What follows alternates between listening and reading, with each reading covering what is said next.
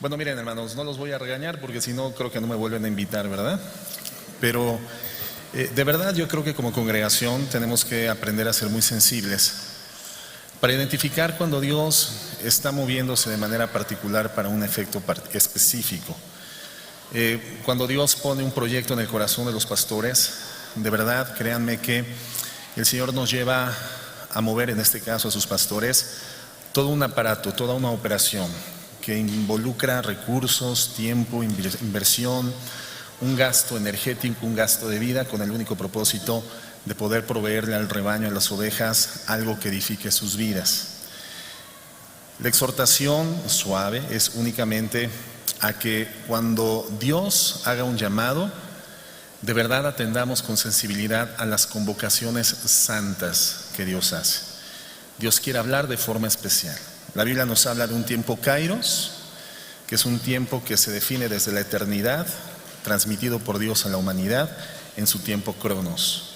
El tiempo cronos inicia en la vida del hombre desde el nacimiento hasta la muerte, pero Dios abre tiempos kairos, que son ventanas de oportunidad para efectos específicos de bendición. Y Dios decidió bendecir a los matrimonios de la iglesia este fin de semana. Y todos los que levantaron las manos, se les fue el tiempo kairos.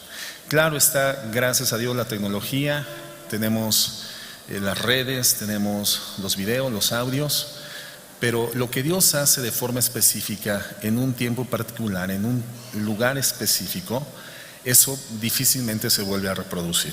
Así que, pues únicamente la invitación a que cuando sus pastores digan, ¿habrá esto?, el rebaño alerta, el rebaño presente, porque Dios sirve la mesa para alimentar. Bueno, ya lo dije, Daniel, Es que en la mañana el pastor Daniel hizo un comentario y ya después me dijo, tú dales. Pero ya no dije nada. Y ahorita me dijo, oye, ya no les dijiste nada. Y dije, bueno, pues ahorita me desquito. Bueno, ya fue con ustedes, hermanos. Gloria al Señor. Pues estamos muy contentos, de verdad, y agradecidos con el Señor, con la vida de sus hermosos pastores. No solamente están guapos por fuera, también lo están por dentro. De verdad que un tiempo muy bonito que nos han permitido tener con ustedes. Ha sido un tiempo de convivencia extraordinario con ellos y aprovecho para agradecerles especialmente, Daniel, Paola, muchísimas gracias por invitarnos, recibirnos y tratarnos como si fuéramos de su familia. Bueno, lo somos, ¿verdad? En la fe. Bueno, venimos de Michoacán, lo que iba a decir Daniel, pero venimos en buena onda. Relájense, armados pero con la palabra de Dios.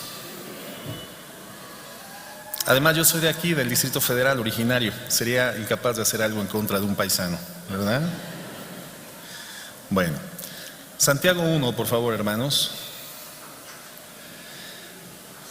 Versículo 2. El tema en esta mañana tiene por título la alegría extrema en las dificultades. La alegría extrema en las dificultades. Y Santiago dice de la siguiente forma: hermanos míos, ¿a quién le está hablando el Espíritu Santo por vía del apóstol Santiago?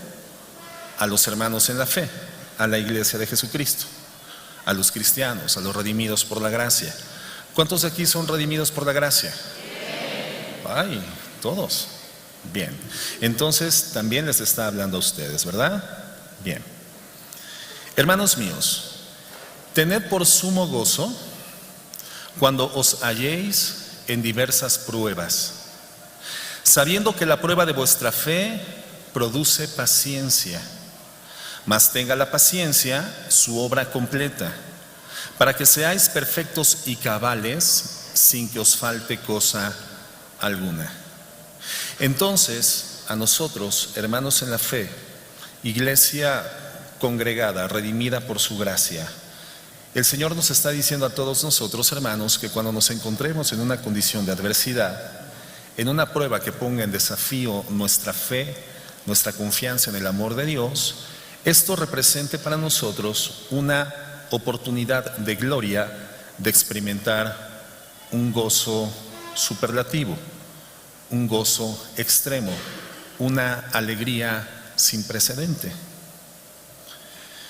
Quiero introducir el tema abordando brevemente algo del contexto histórico en el que el Señor inspira esta escritura.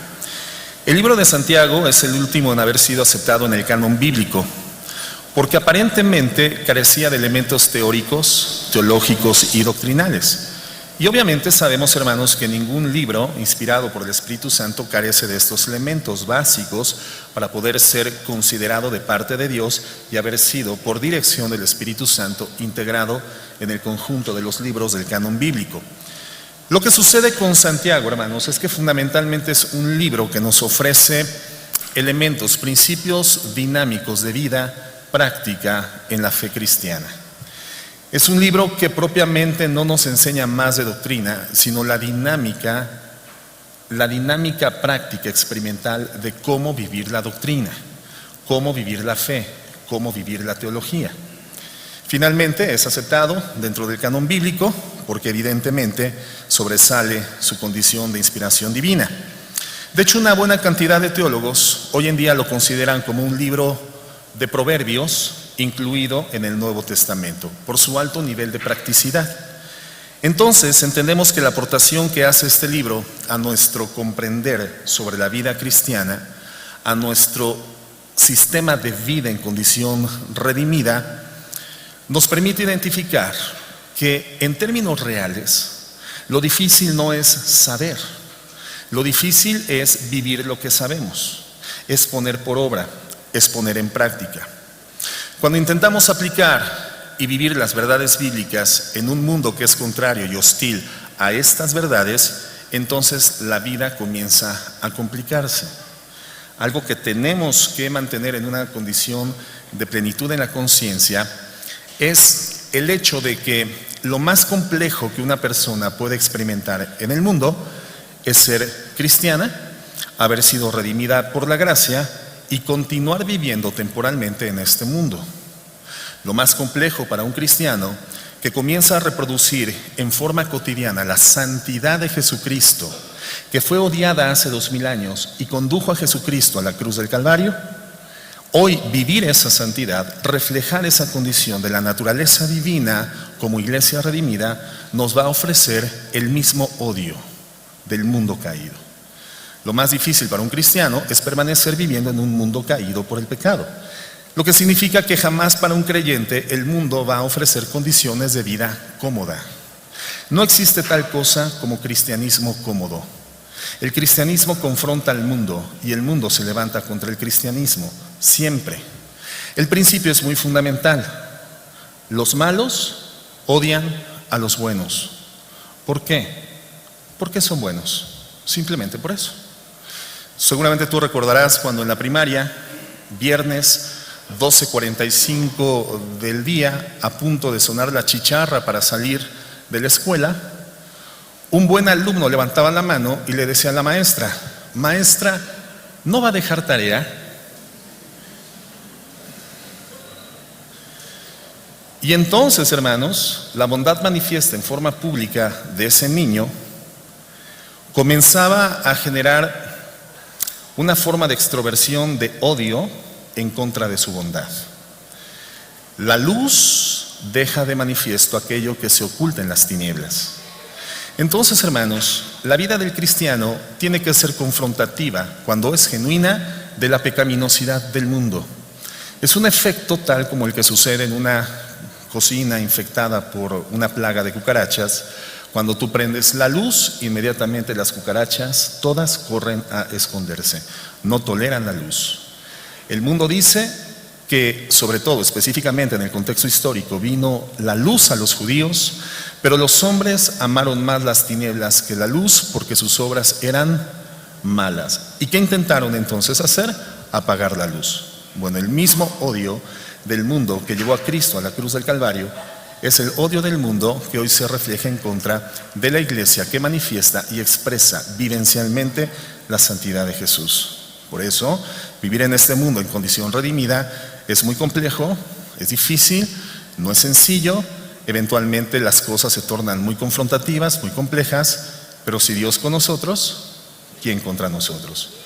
Más grande es el que está en nosotros que el que está en el mundo. Entonces, los destinatarios de esta carta son originalmente las 12 tribus de la nación de Israel.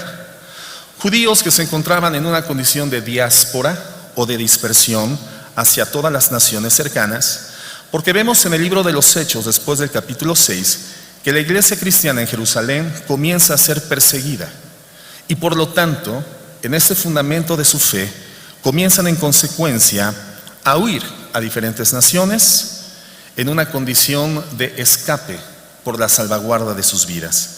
Eran personas que por la persecución y la dispersión comenzaron a enfrentar serias dificultades muy importantes: persecuciones, maltratos, despojos de sus bienes, martirio y muerte. Personas que obviamente en esta condición su fe comenzó a ser seria y profundamente desafiada, probada, gente que comenzaba a sufrir por ser hijos de Dios. Por lo tanto, hermanos, entendemos que todo esto tiene mucho en común, absolutamente a todas las épocas del cristianismo. Esta carta identifica, digámoslo así, la normalidad de la vida de un cristiano en medio de un mundo caído por el pecado y por tanto contrario a la santidad de Dios dada a la iglesia redimida. Esta condición es común entonces a todos los cristianos, a los que hoy generacionalmente nos ha correspondido experimentar el cristianismo en el mundo.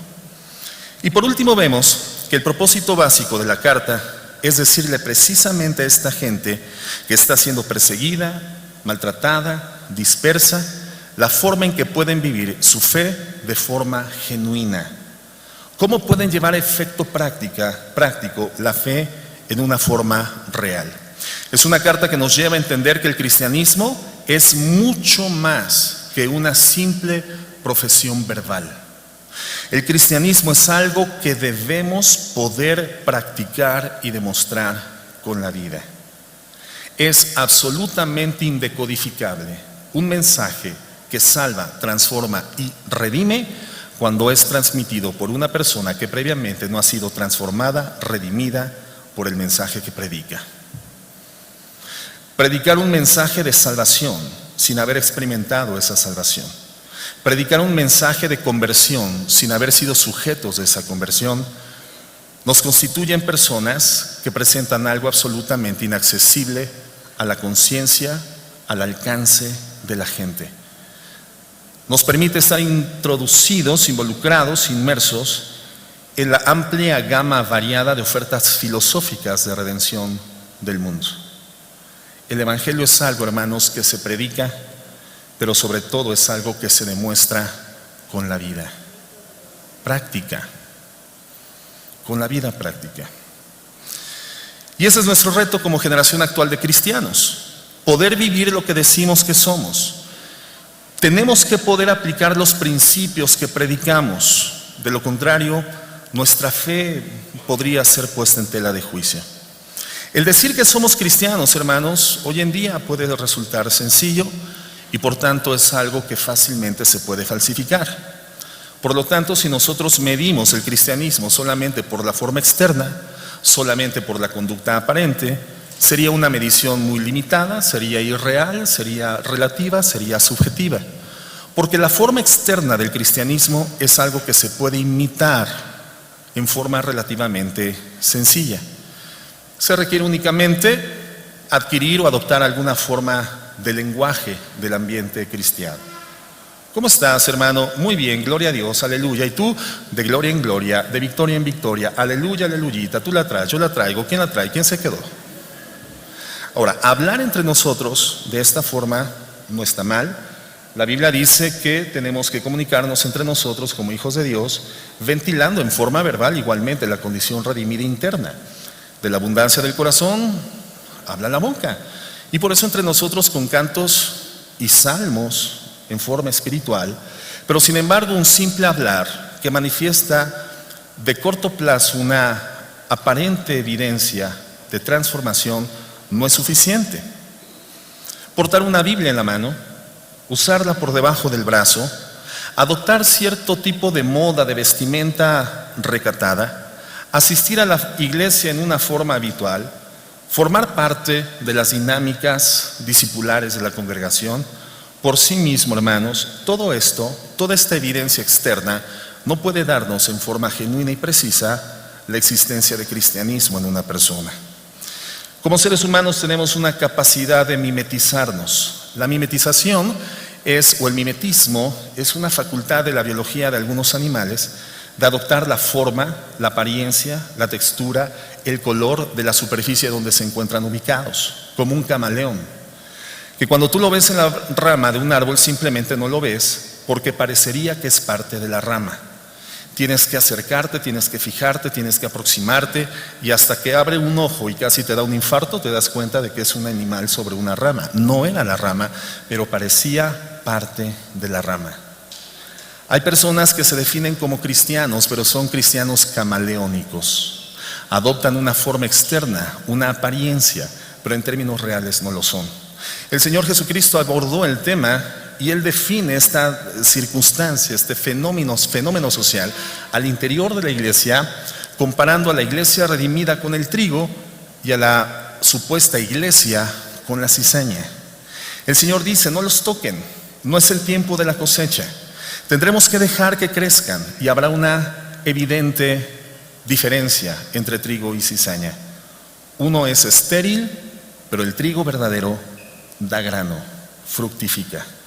El Señor Jesucristo dijo, serán conocidos por sus frutos. Entonces, hermanos, el fruto no es algo que emerja de la tierra en forma instantánea después de la siembra.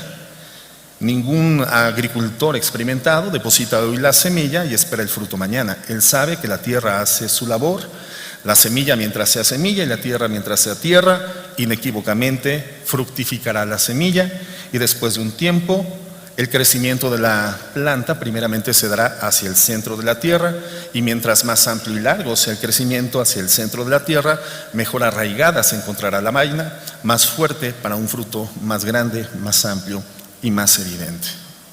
Muchas veces en las iglesias solamente es cuestión de tiempo para poder identificar a la verdadera iglesia redimida de aquella que se involucra y se mimetiza únicamente. Pero cuando yo pregunté, ¿cuántos de aquí son cristianos? Con ese amén casi me echan para atrás. O sea que aquí puro trigo, ¿verdad? Bueno, muy bien.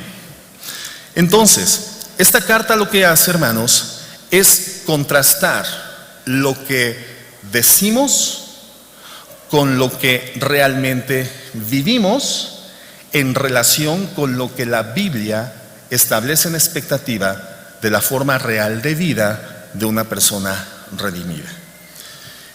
Y nos permite identificar a través de este contraste por vía de un factor, por vía de un elemento que Santiago define como las pruebas.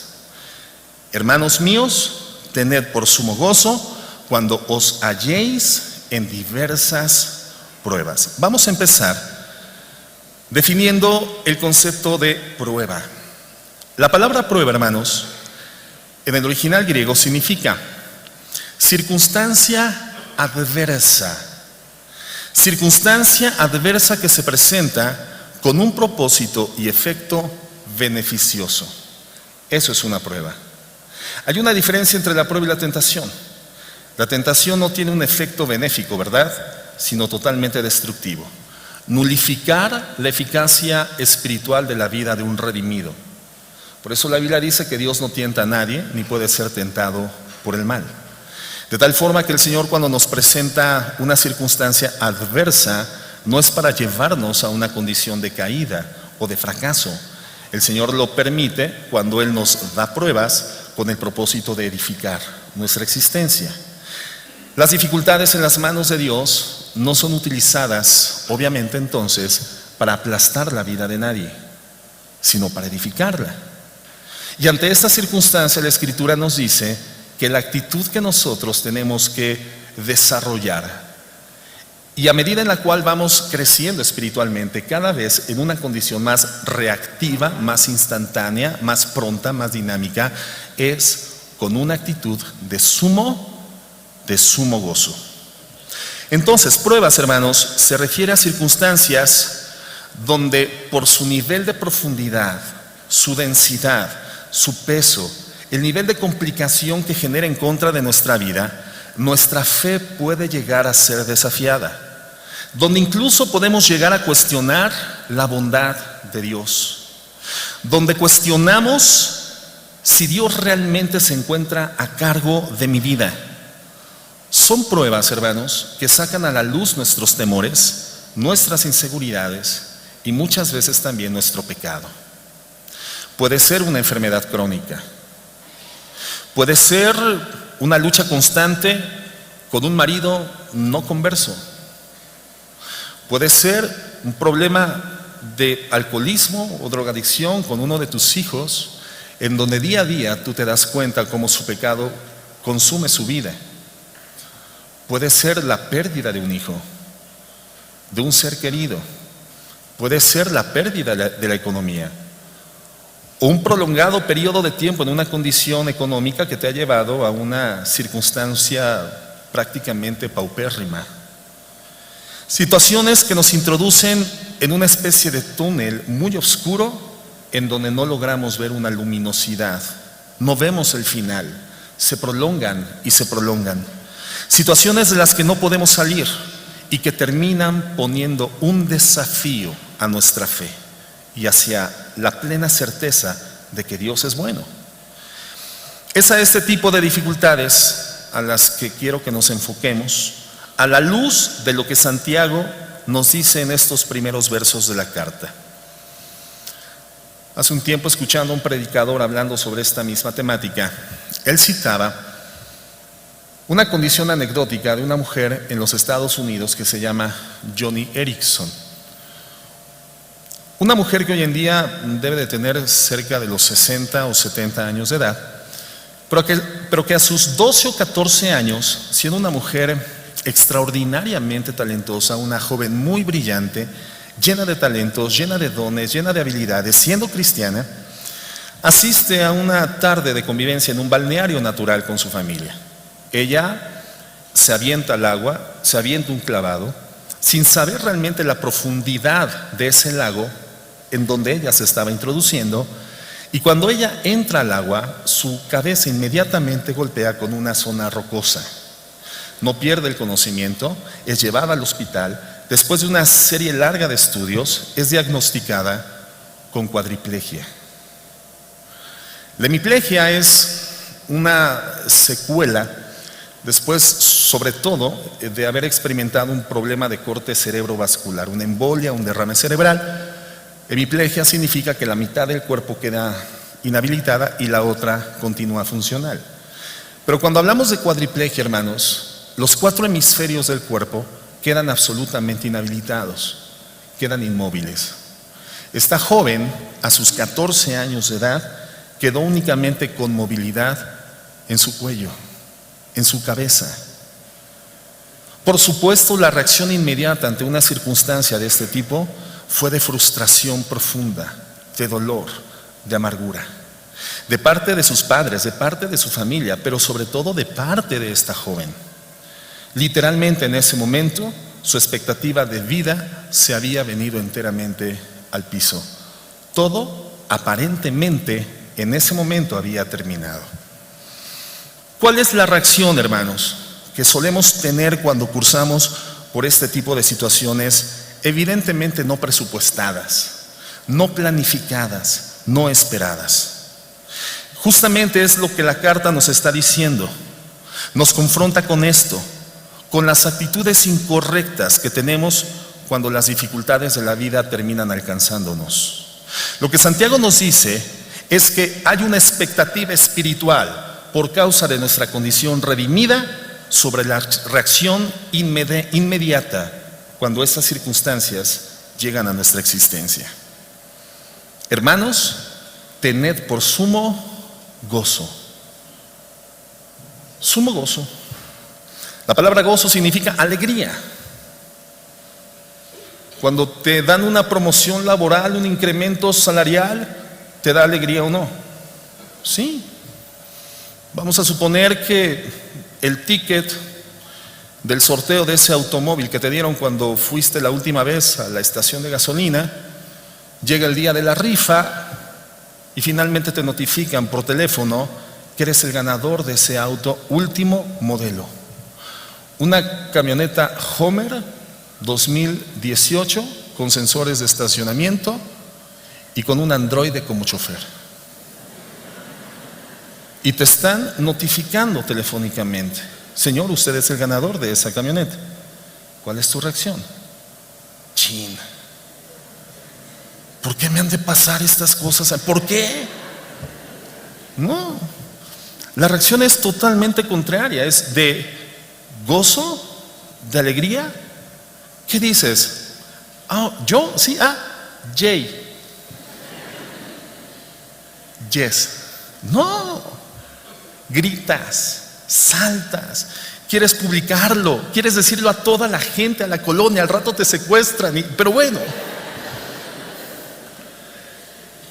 La intención es poder hacer pública esa circunstancia emocional que, dado esa situación externa, genera internamente una sensación de alegría inusitada, sin precedente. ¿Alguien se ha sacado un auto alguna ocasión que nos pueda dar testimonio de que eso es lo que se siente? Bueno, hermanos, que cuando el reporte telefónico no confirma que eres el ganador de un sorteo, sino que eres el dichoso poseedor de un diagnóstico de cáncer. ¿Cuál es la reacción? ¿Qué dice la Biblia? Que tendría que ser exactamente la misma. Y no es un yay, Señor,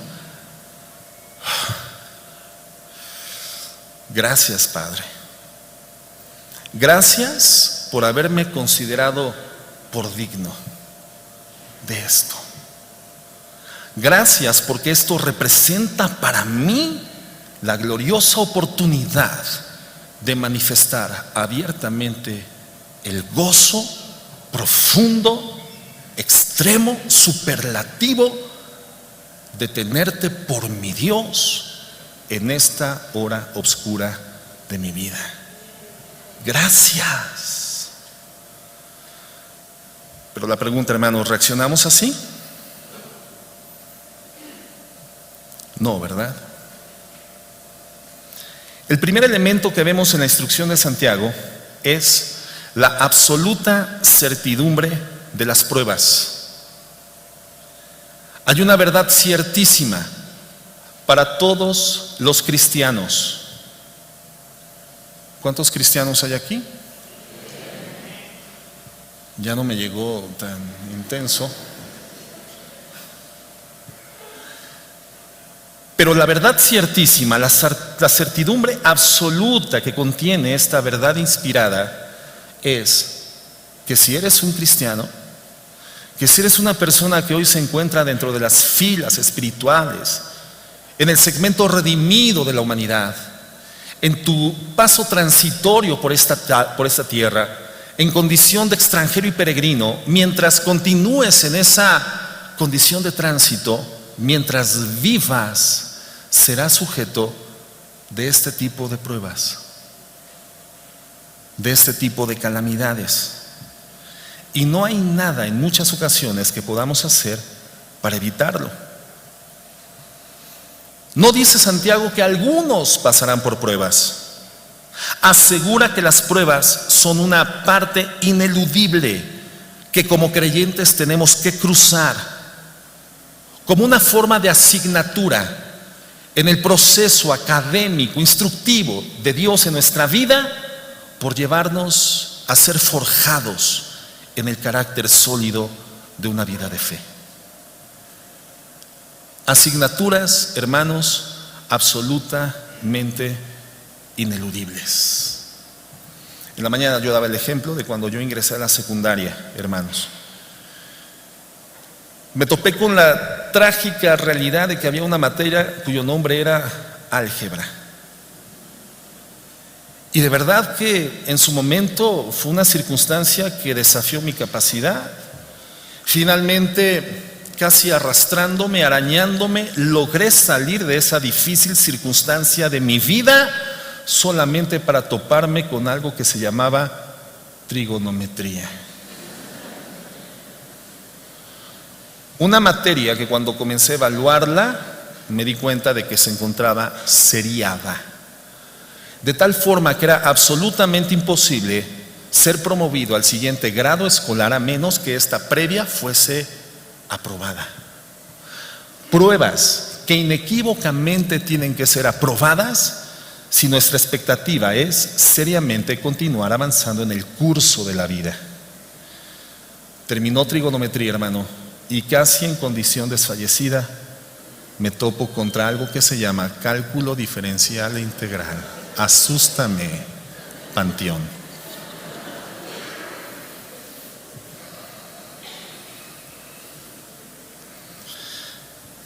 Podemos tener absolutamente la seguridad, hermanos, de que las pruebas van a venir.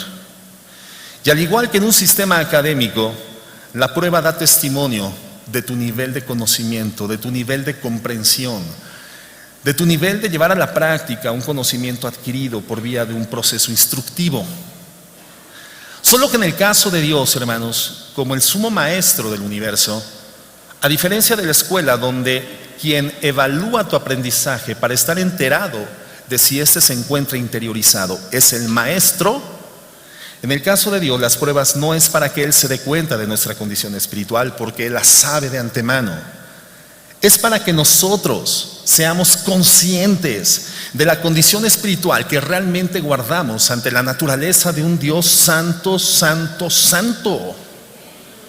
Es para que no nos permitamos tener un más alto concepto de nosotros mismos que el que debemos tener. Es para que seamos prudentes, recatados, serios, íntegros, sobrios delante de Dios.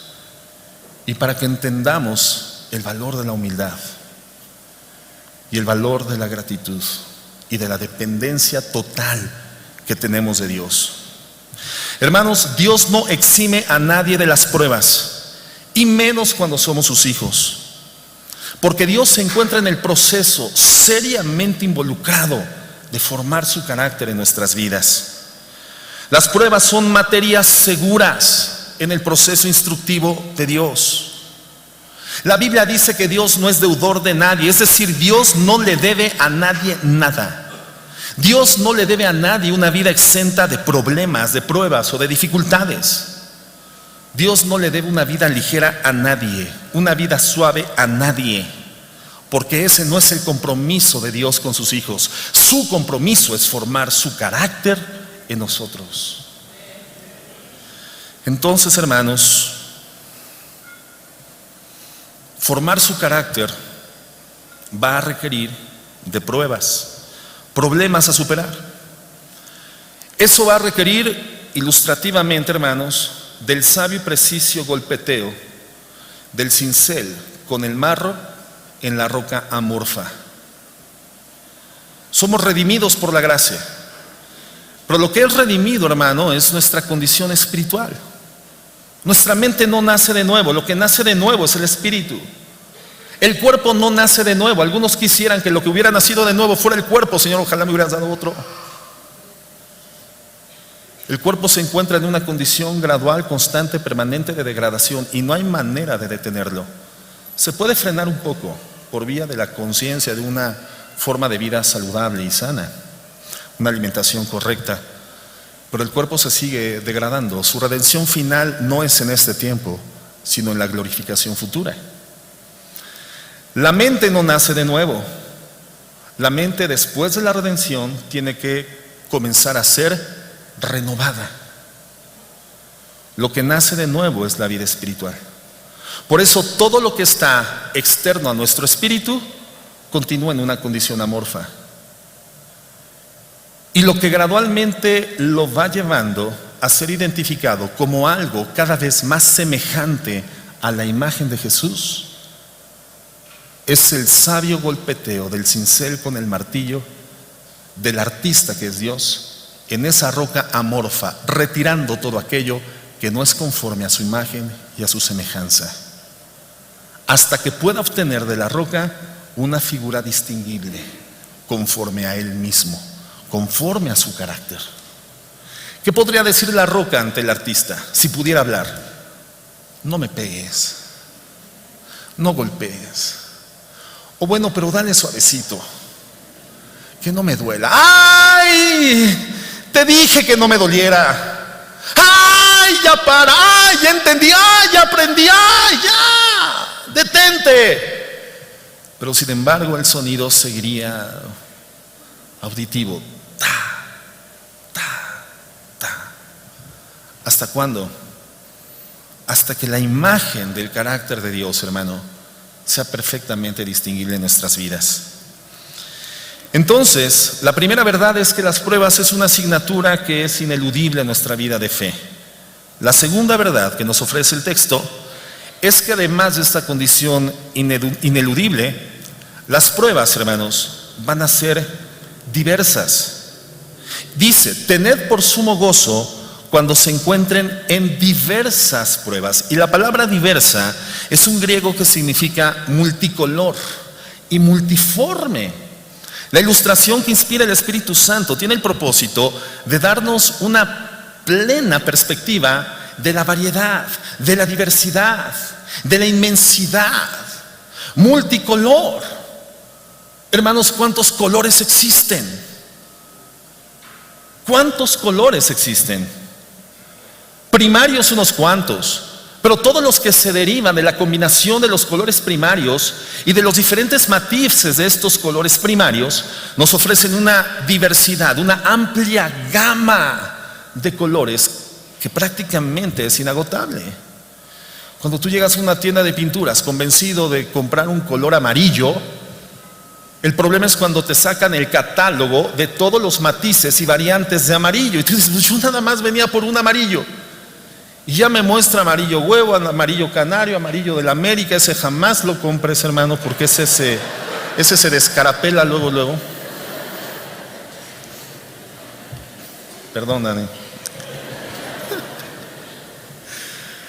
Bueno, sí, cómpralo. Pero de repente te das cuenta de que hay eventualmente hasta cientos de matices de un mismo color.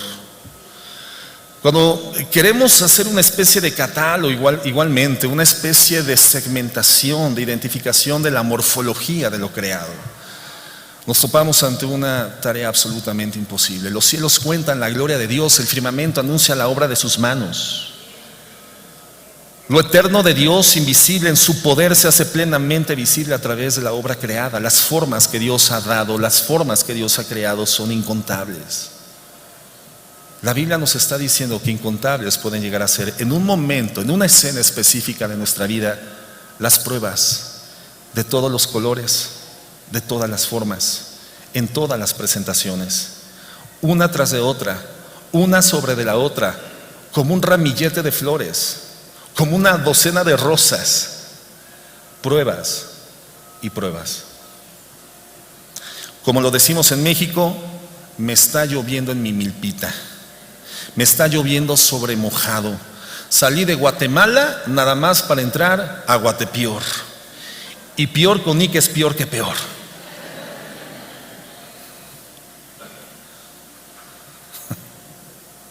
Entonces, hermanos, de la misma forma que en una escuela no nos asignan una sola materia, sino diversas materias en forma simultánea en el mismo periodo, para poder tener acceso a diferentes áreas del conocimiento al mismo tiempo, el Señor nos permite acceder a diferentes áreas del conocimiento de la vida cristiana y de su poder a través de las diversas pruebas.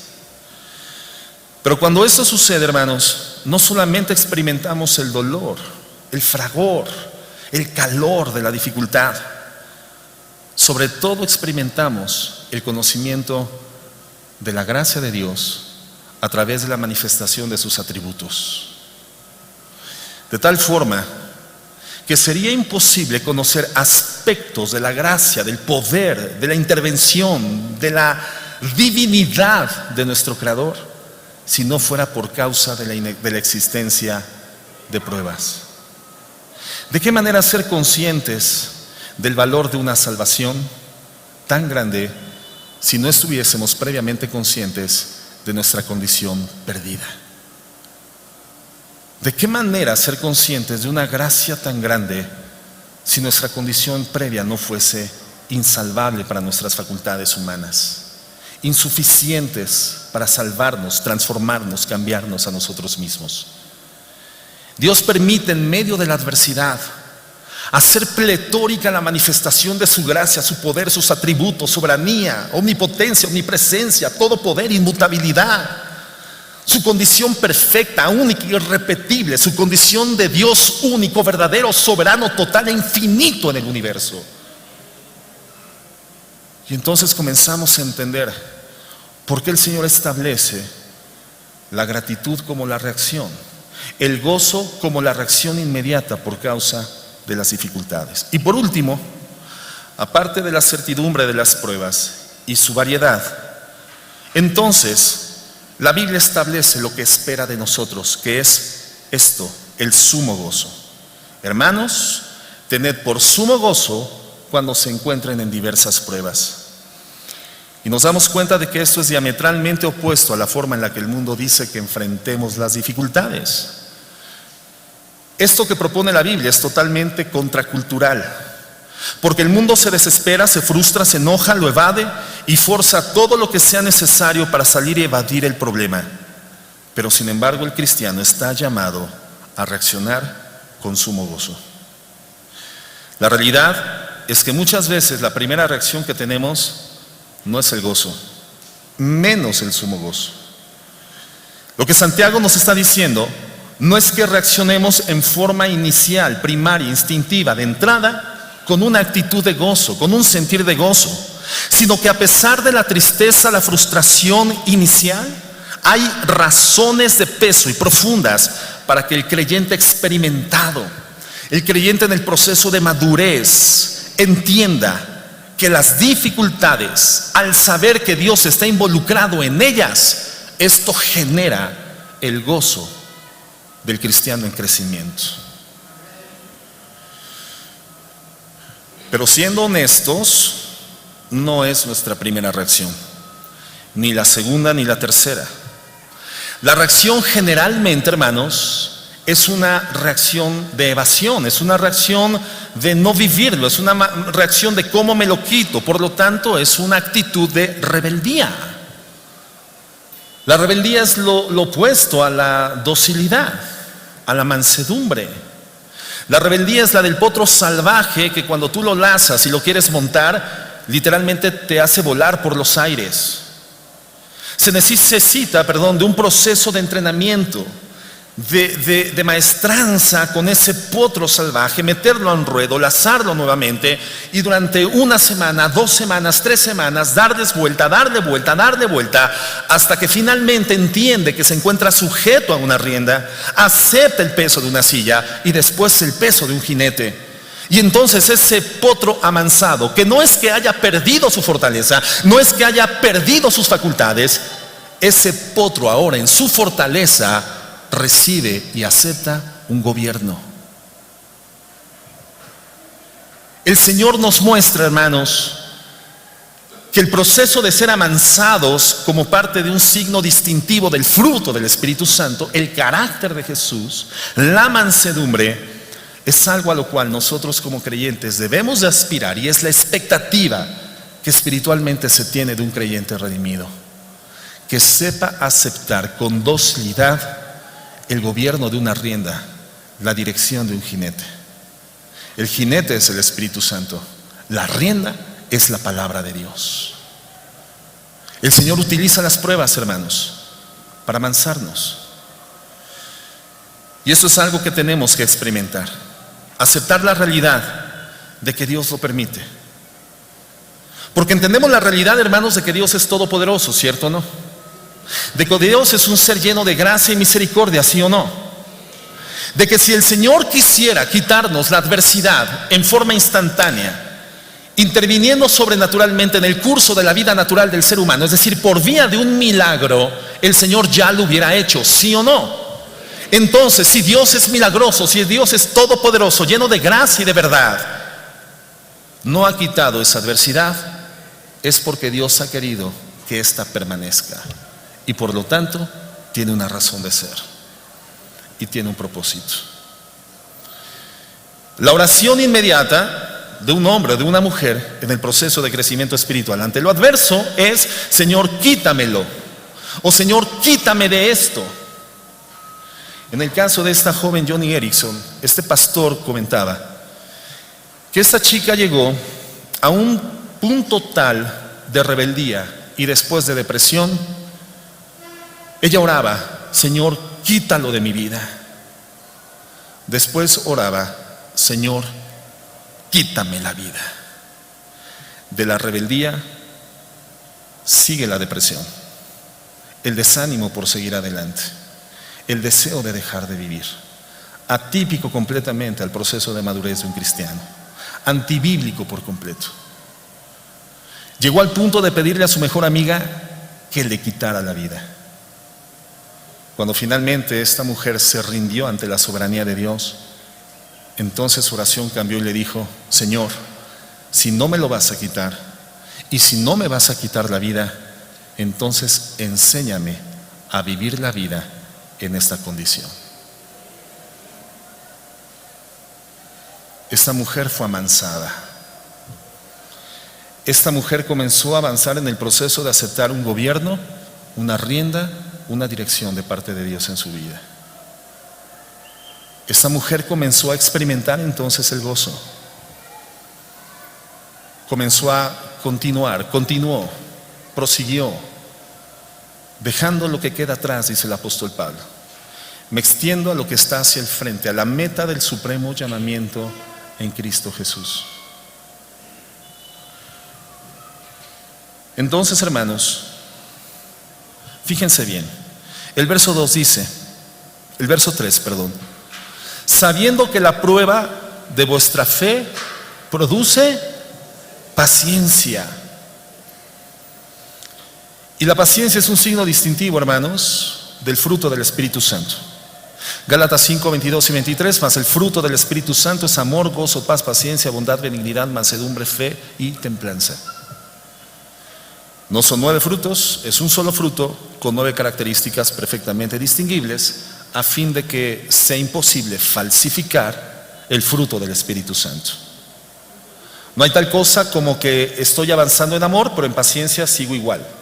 No hay tal cosa como que mi templanza va avanzando, pero mi capacidad de perdonar no, mi capacidad de ser bondadoso y benigno, ahí estoy estancado. No es así.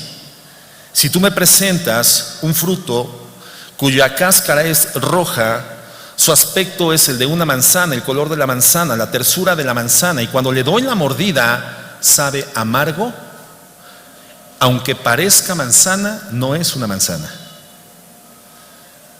Entonces, los 9 puntos distintivos del fruto del Espíritu Santo, que en sí representan el carácter de Jesucristo, lo que se está edificando en nuestras vidas, hermano, tienen cada día que ser más distinguible, más perceptible.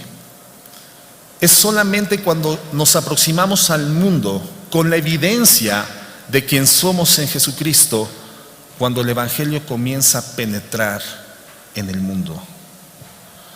Cuando el Evangelio comienza a avanzar, a adelantar sus filas. Y solamente predicando el Evangelio, hermanos, la iglesia se encuentra en una condición plena, en el ejercicio de la comisión corporativa que ha recibido de Cristo. Id y predicad el Evangelio, que involucra inequívocamente la capacidad de demostrar el Evangelio. No se vayan de Jerusalén, dijo Jesús a los discípulos. Vendrá sobre ustedes el Espíritu Santo y entonces recibirán el poder. ¿Para qué? ¿Para hacer parafernalias espiritualizadas? ¿Para hacer milagros? ¿Para caminar sobre el agua? ¿Para multiplicar panes y peces? No, para hacerme testigos. Se requiere poder sobrenatural para ser testigo de Cristo, hermanos. Poder. Testigo del griego martureo, que significa mártir. No significa mago. No significa hacedor de milagros. Significa ser capaz de vivir por Cristo, de ser necesario, hasta la muerte con total fidelidad. Se necesita el poder del Espíritu Santo para ser marido de una sola mujer y amarla hasta que la muerte te separe de ella. Se necesita el poder del Espíritu Santo para respetar a tu marido, independientemente de su condición conversa o inconversa. Se necesita el poder del Espíritu Santo para que en medio de un mundo que oprime moralmente, en una condición espiritual totalmente degradada, tú sólidamente hayas definido la instrucción del criterio de tus hijos, la construcción del criterio de tus hijos en el fundamento de la Biblia, confrontando sólidamente la presión moral del mundo. Hermanos, así se demuestra el Evangelio. No con parafernalias espiritualizadas, sino con vidas transformadas, vidas sostenidas, vidas perseverantes, de ser necesario hasta la muerte. Para eso se escribe esta carta. Esto no niega la existencia de los milagros de Dios. Esto no niega la intervención de la gracia del Señor en el fundamento de su soberanía. Pero el poder del Espíritu Santo no es para eso, sino para ser testigo. Demostrar el Evangelio con una vida transformada. Estas señales seguirán a los que creen, dice el Señor en Marcos 15. En mi nombre echarán fuera demonios, hablarán nuevas lenguas. Y al final dice que estas señales acompañaban al Evangelio predicado, como un testimonio directo del cielo de la autenticidad del mensaje de cambio y de transformación. Pero las señales seguían el Evangelio. Hoy se ha hecho a un lado el Evangelio y se predican las señales, queriendo autentificar un Evangelio que ya no se predica, que se ha sepultado. Lo que cambia no son las señales, hermanos. Lo que cambia es el Evangelio. ¿Cuántos milagros hizo Jesús a lo largo de su ministerio? ¿No sanó a 10 leprosos? En una misma escena, Él sanó seguramente a cientos de leprosos, pero en una misma escena, a 10 leprosos, de los cuales uno era samaritano. Los demás eran judíos. Pero aquel que retorna a Jesucristo en una condición de rendición y gratitud profunda del corazón, y por tanto recibe la redención en ese momento, fue el samaritano, el enemigo cultural y racial de los judíos. Y Jesús tiene que preguntarle: ¿y los otros 9? No sé, Señor, solamente yo regresé. Levántate, ya fuiste sano, ahora tu fe te ha salvado. Los otros 9 fueron sanos, fueron sujetos de la gracia sanadora, pero si no se arrepintieron están en el infierno. Se fueron sanos al infierno. Las señales, hermanos, no salvan.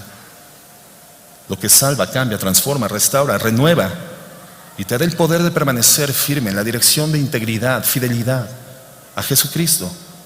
Es demostrar el Evangelio por una vida transformada. Es vivir el Evangelio.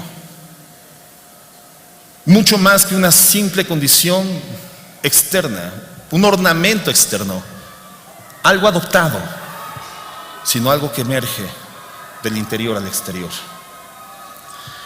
Entonces, hermanos, el Señor dice que la prueba de nuestra fe, lo que Dios prueba, hermanos, es la fe. El problema con el cristiano que no edifica la fe es que cuando viene la prueba no puede soportar la prueba. Y entonces la evade en condición de rebeldía y después se deprime cuando se da cuenta que no puede quitar de su vida la existencia de la prueba.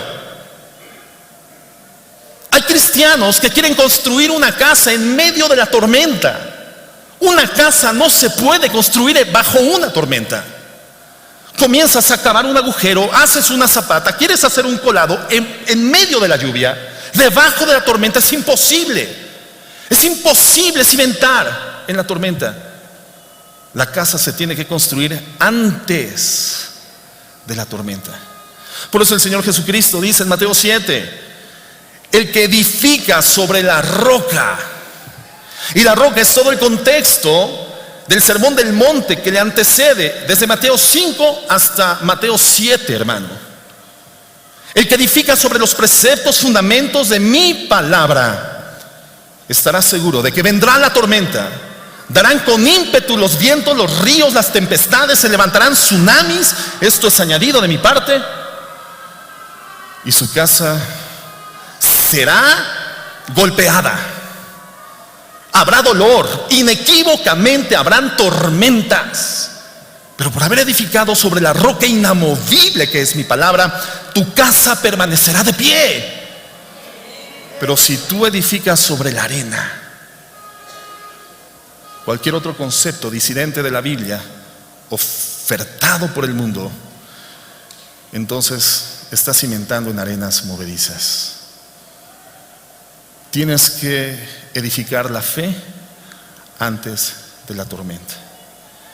Pues para eso quiero los milagros, pastor, para edificar mi fe. No, es que la fe no es edificada por los milagros. Los milagros no son fuente de fe. La evidencia del pueblo de Israel, sobrenaturalmente cruzando el mar Rojo en seco, glorificando del otro lado del mar Rojo al Señor con cánticos, danza, alabanza, adoración, y al siguiente día endureciendo su cerviz en contra de un Dios lleno de gracia y misericordia, dudando de su compañía, dudando de su fidelidad, dudando de su poder.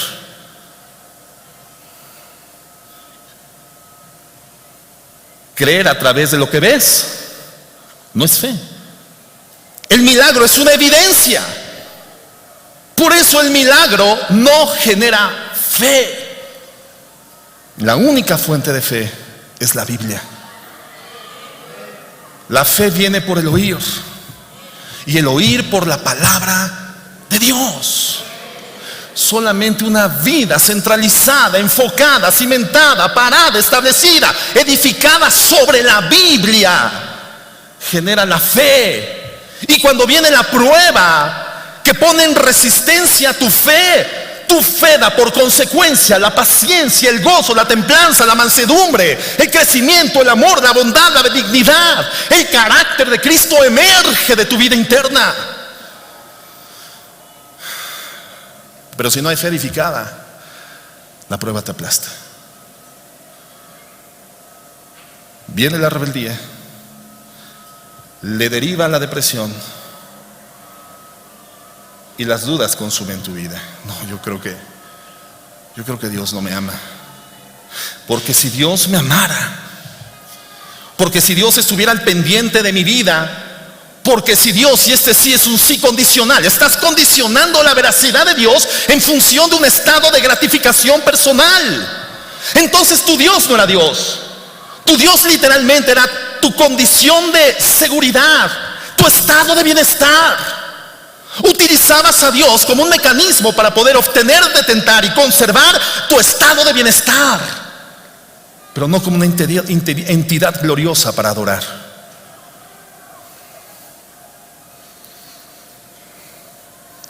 Ven a Cristo y Cristo te hará rico.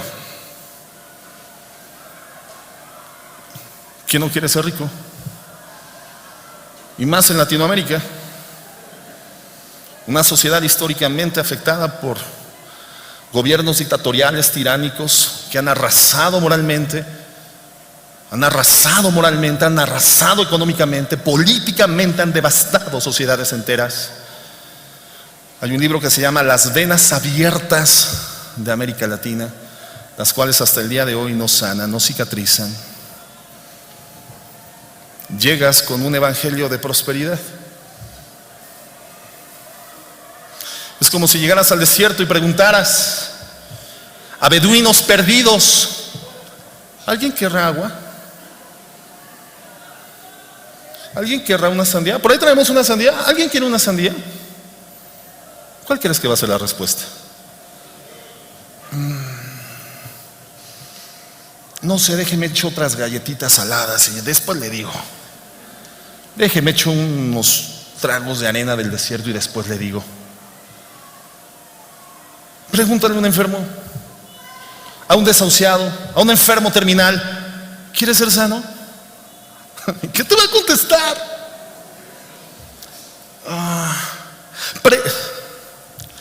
Imagínate que te levantas descalzo, como habitualmente algunos lo hacemos en la noche, fresco, ¿verdad? O no tan fresco, ¿verdad? Pero te levantas al baño porque, bueno, apremia una necesidad. Y de repente te das cuenta de que hay un obstáculo entre el dedo chiquito de tu pie izquierdo con la pata de la cama donde duermes. Literalmente dejas grabado el dedo chiquito en la pata de la cama. ¿Te ha pasado? Mira, no importa qué revelaciones hayas recibido en ese momento, no importa tu nivel de inteligencia, tu coeficiente intelectual. En ese momento todo tu cerebro, toda tu inteligencia, toda tu actividad corpórea obra en una sola función: darle sanidad al miembro dañado del cuerpo. Previo aullido de dolor. ¡Ay! Y no lo quieres soltar porque no sabes si todavía lo tendrás pegado al pie. Si en ese momento apareciera alguien que te dijera: ¿quieres dejar de sentir dolor? ¿Qué le dirías? Espérame, luego te digo. No lo sé, estoy pensando. Déjame medito. ¿Cuál sería tu respuesta? ¡Sí! Quítame el dolor, quítame la enfermedad, dame la riqueza. Pues ¿sabes que Cristo murió para que seas rico? A ver. Barajéamela más despacio. Sí, Cristo murió para que en su pobreza tú fueras enriquecido. Quiero ese Cristo. ¿Dónde está Cristo? En los postreros días, dice el Señor, emergerán falsos cristos y dirán: están en la esquina, dirán: están enfrente, dirán: están en la otra calle. Y muchos serán engañados. Cristo no murió para que tú seas rico. Cristo murió para que ni tú ni yo nos vayamos al infierno. Y no hay otra razón. Por encima de esa gracia, fuera de esa gracia, el Evangelio no tendría sentido. Cristo murió para que nuestro destino sea vinculado por gracia con Él por la eternidad. El justo pagando por los injustos. El que nunca pecó, por nosotros se hizo pecado para que en Él fuésemos hechos la justicia de Dios en Él. De tal forma que la gracia para Él no fue gratuita. El costo fue su vida. Para nosotros un sustituto, una propiciación de parte del Padre. Ocupó el lugar que tú y yo merecíamos, pero el juicio se llevó a efecto del principio al final, solo que tú y yo no fuimos ubicados en el lugar del sacrificio. Él recibió por nosotros lo que nosotros no hubiéramos podido recibir para la redención. Él nos sustituye, nos justifica, nos redime, es nuestro vicario expiatorio. Y una vez que el Señor ejecuta de manera plena, total y absoluta la sentencia inclemente sobre su cuerpo, entonces queda a nuestra disposición por la fe el acceso a la absolución, el acceso al perdón. Por eso no hay otro nombre dado debajo del cielo a los hombres por medio del cual podamos ser salvos, sino el nombre de Jesús. Por eso Él es el camino al Padre.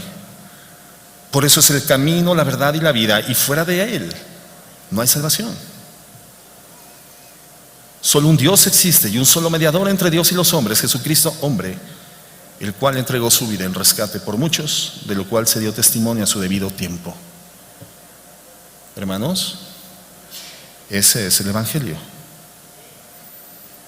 Eso cambia, eso transforma, eso te da una vida nueva, eterna. Y eso es lo que Dios está constituyendo en nosotros. Y utiliza las pruebas para que salgamos al mundo y no solamente prediquemos, demostremos el Evangelio por vía de una vida transformada. Ahora, ¿Dios puede sanarte por vía de la oración? Sí. Si Él quiere. ¿Dios responde siempre la oración? Sí, siempre. Pero a veces responde sí y a veces responde no. Sáname, Señor. Él puede decir sí. ¿Cuál es tu nombre? Bartimeo. ¿Qué quieres que te haga? Que me devuelvas la vista. Y al instante recibe la vista. ¿Él puede hacerlo? Sí. ¿Cuándo? Cuando Él quiere. ¿Sanó ciegos? ¿Pero sanó a todos los ciegos? ¿Quién lo hace? Lo hace Jesús. Y cuando Él quiere, como Él quiere y para los propósitos que Él quiere. Nosotros no tenemos acceso a la manipulación de la soberanía de Dios. La soberanía de Dios nos convierte en ajenos, distantes al manejo y control y el ejercicio práctico de esa soberanía. Le corresponde a Él, es de Él.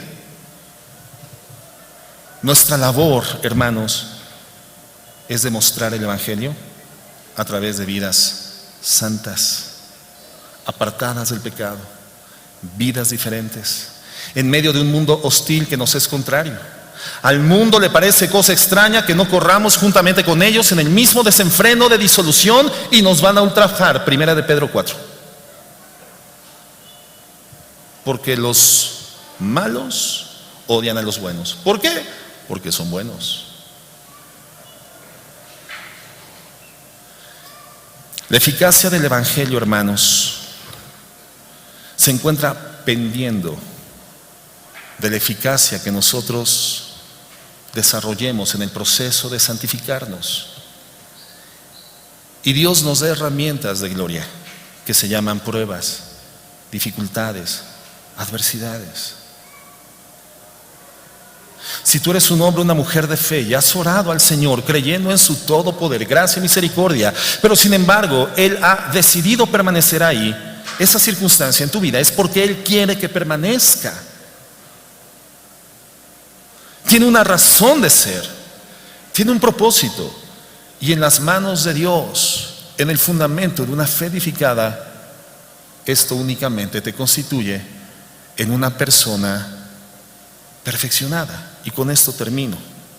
Verso 3. Sabiendo que la prueba de vuestra fe produce paciencia, mas tenga la paciencia su obra completa, para que sean perfectos y cabales, sin que os falte cosa alguna. Perfectos y cabales. Perfectos de un griego que significa completo, integral, funcional, con toda su dotación, con todas sus propiedades, con todas sus habilidades y destrezas, en la operatividad plena de los dones espirituales que el Señor te ha asignado. Completo. Si tú me invitas a tu casa y me dices, pastor, pase usted a sentarse a la sala, y no hay sala, tu casa no está completa. Pero si me dices, puede pasar a la cocina y hay una estufa para cocinar, puede pasar al baño y hay mobiliario de baño, y me dices, siéntese en la sala y hay una sala donde sentarse, una cama donde recostarse, tu casa está completa, enteramente funcional, preparada y cabal para toda buena obra.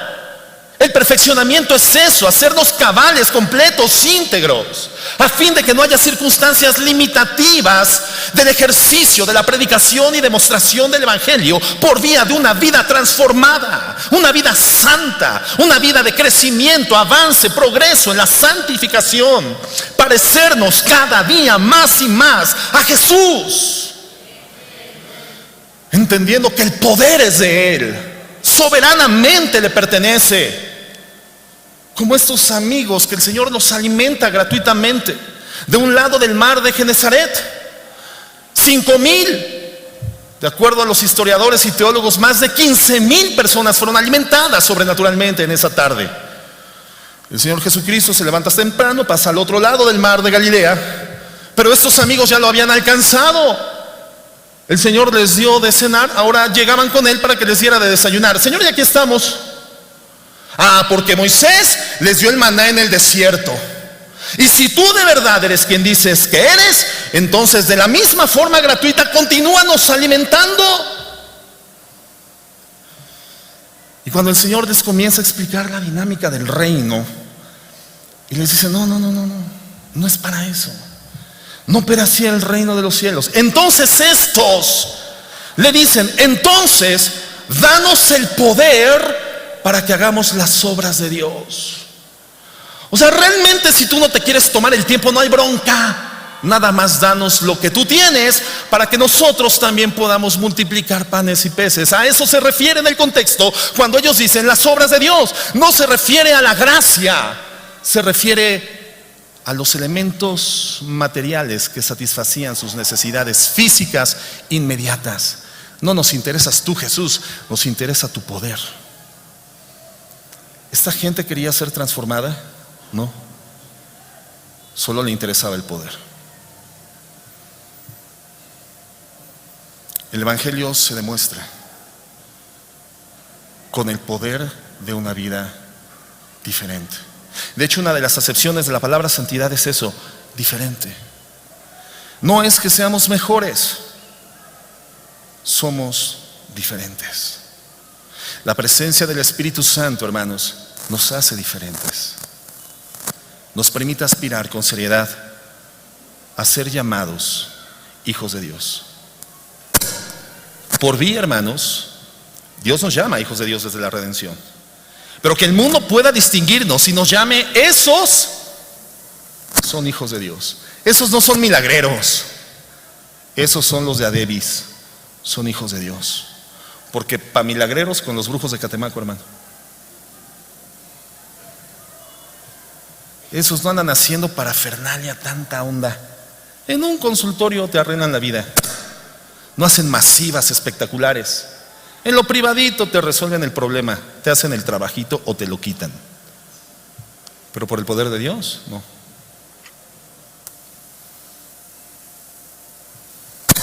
El Evangelio, hermanos, tiene que llevar el testimonio al mundo de quién es Cristo. Gentes diferentes, que entendemos las pruebas y dificultades de la vida inevitables de manera diferente. Que una vez que hemos orado, Señor, creo que tienes el poder para quitar esa circunstancia de mi vida. Con toda honestidad, Padre, yo te pido que la quites. Pero, Señor, si decides no quitarla, es para tu gloria. Si me sanas, sea para tu gloria. Pero si el no sanarme glorifica tu nombre, Señor, gracias por la enfermedad. Solo te pido que me enseñes a vivir en esto a fin de que tu gloria sea vista. Esta mujer, Joni Eareckson, es una mujer cuyo ministerio hoy en día aporta cerca de 30,000 sillas de rueda alrededor del mundo. Cientos y miles de personas han sido impactadas por la experiencia de vida de esta mujer, procesada por la fe en el Evangelio de Jesucristo. Hoy en día, esta mujer que un día le pidió a Dios que la matara, esa mujer que un día le pidió a una amiga que le quitara la vida, esta mujer que se rindió ante el Señor y le dijo, Señor, si no me lo quitas, enséñame a vivir con esto, recibió la oportunidad de ser una escena de la gloria del Señor, de tal forma que al día de hoy ha escrito, hermanos, más de 40 libros que han inspirado la vida de millones de personas alrededor del mundo. Esta mujer hoy dice, ahora entiendo, lo mejor que me pudo haber pasado es quedar cuadriplégica. Ella gusta de pintar, es una excelente pintora, escritora, poeta, pinta con la boca. Y entonces, una de sus seguidoras le envía un dibujo que elaboró con su propia mano. Eso lo cuenta este pastor en este testimonio. Y entonces en el dibujo estaba Joni Eareckson bailando en el cielo con su esposo y la silla de ruedas en una nube. Y entonces esta mujer dice, sí, yo en el cielo bailaré con mi esposo, pero antes voy a bailar con Jesucristo. Y esa silla le voy a meter una patada que la voy a tirar de esa nube. Lo mejor que me pudo pasar fue quedar cuadriplégica.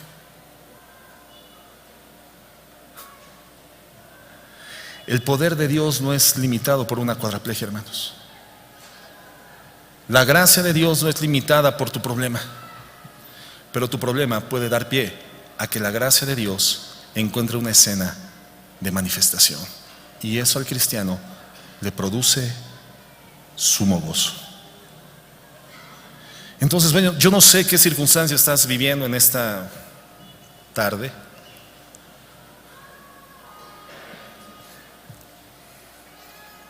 Pero ¿y qué tal? ¿Eres un hombre de fe? ¿Ya oraste? ¿Ya pediste al Señor que transformara la circunstancia? ¿Por qué no entonces también cambiamos la oración?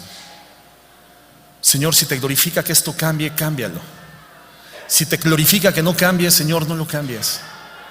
Pero enséñame a darte la gloria en medio de esta situación. Vamos a orar.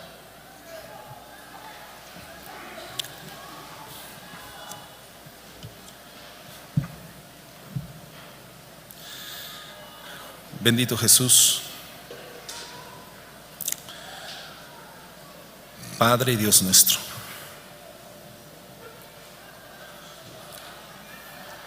Podría parecer que esto que planteas en la palabra se constituye en una imposibilidad para nuestras vidas. Y así es, humanamente es algo imposible.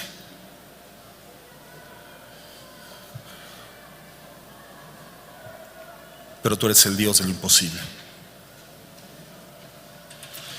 Tú eres el Dios del cual entendemos haber sido constituido el universo por la palabra de su poder. Entendemos que la residencia de tu poder está en tu palabra. Y es en tu palabra donde nosotros, Señor, decidimos edificar nuestra fe, no en los milagros. Gracias por tus milagros.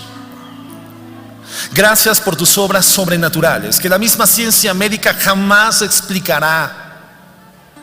Gracias por las cosas que de ti, Señor, abiertamente brindas al mundo, exhibiendo a la ciencia, a la tecnología, al avance de la sociedad en sus perfectas limitantes. Gracias por tu gracia, pero también gracias por tu sabiduría. Gracias por tu soberanía. Gracias por los recursos que tú decides utilizar para edificar en nosotros la imagen cada día más nítida, más distinguible, más perceptible, más evidente para el mundo de quién verdaderamente es Jesús, el Hijo de Dios, en quien habita corporalmente toda la plenitud de la deidad, Rey de reyes, Señor de señores, nombre cuyo nombre sobre todos. Admirable consejero, Dios fuerte, Padre eterno, príncipe de paz, cuya dilatación del reino no tendrá fin. Tú eres Dios. Y todos tus dichos y hechos son rectos, justos y llenos de misericordia. ¿Quién es el ser humano para cuestionar tu soberanía y tu sabiduría? Dirá el barro al alfarero: ¿qué haces? Más bien te decimos: gracias por lo que haces. Enséñanos a vivir en tu voluntad. Que tu fruto sea en mi vida, Señor.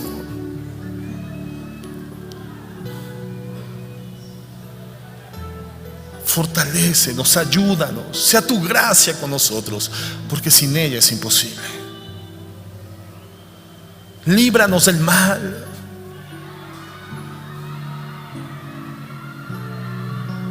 Pero si esto que me ha venido aquejando, Señor, lo has permitido, no es mal, porque todas las cosas ayudan para bien a los que te aman, aquellos que conforme a tu propósito hemos sido llamados para que seamos conformes a la imagen de tu Hijo, y que el mundo crea a través de nuestras vidas que tú eres Dios. ayúdanos y bendícenos para la gloria de tu nombre, porque nosotros nada y nadie somos sin ti. En Cristo Jesús. Amén.